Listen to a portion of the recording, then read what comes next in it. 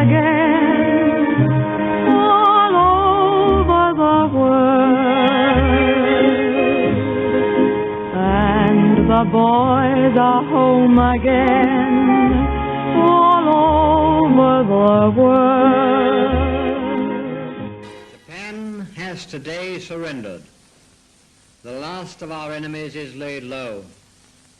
Here at home, you have a short rest from the unceasing exertions which you have all borne without flinching or complaint for so many dark years. Can it be real? The war really is well and truly over. Japan has surrendered, my goodness. After days of rumours about it, US President Harry S. Truman broke the news at a press conference at the White House at 7 p.m. on the 14th of August. Later, at midnight, Britain's new Prime Minister Clement Attlee confirmed it, saying, "The last of our enemies is laid low." Then, Japan's Emperor Hirohito was heard on the radio for the very first time ever when he announced the surrender.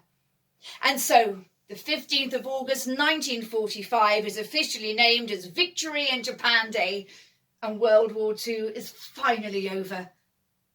As you know, the fighting in Europe ended in May, but many soldiers, sailors and airmen from the Allies were still fighting the Japanese in the Far East.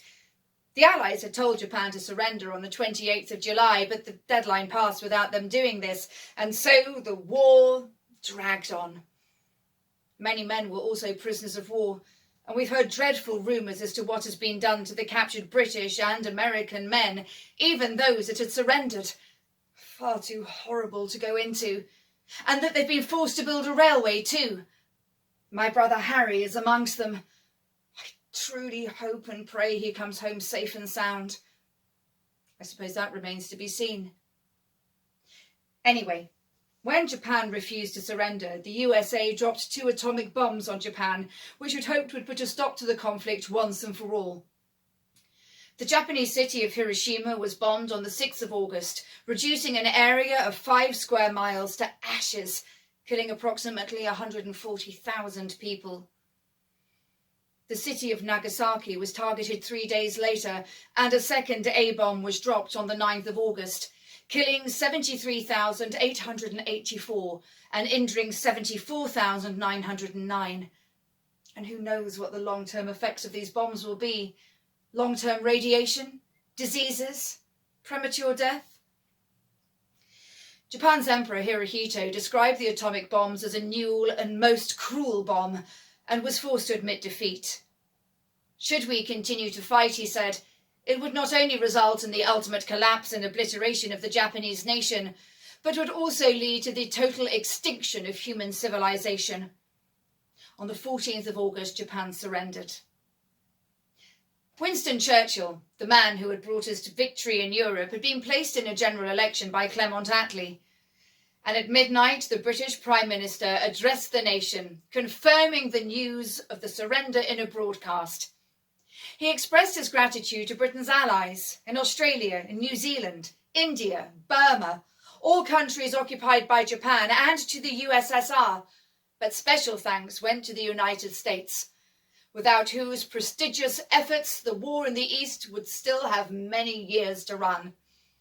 He announced 2 days of national holiday to celebrate VJ Day on the 15th and 16th of August. People in the USA and Australia are also celebrating victory over Japan. There have been parades in the streets and street parties. In London, soldiers have climbed the traffic lights and waved newspapers in the air, while office workers threw lots of paper out of the windows, shredded to look like confetti. Historic buildings all over England have been floodlit, and people have crowded onto the streets of every town and city, shouting and singing and dancing, lighting bonfires and letting off fireworks.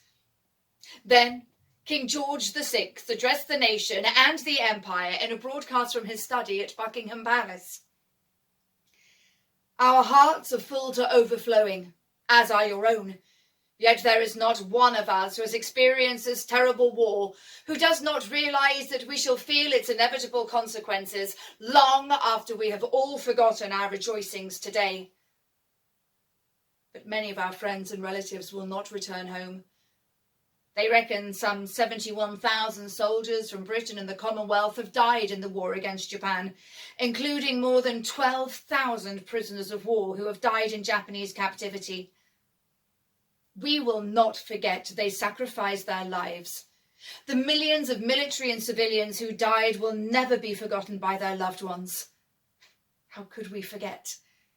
The injured have a long road ahead, and we are guaranteed life, liberty, and the pursuit of happiness. And we look forward to a bright and peaceful future.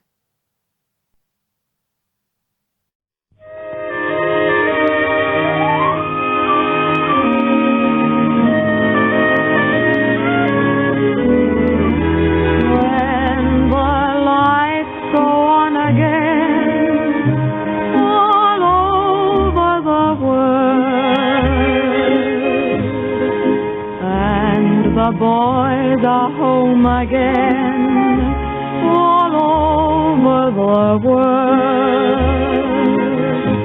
and rain or snow is all that may fall from the skies above.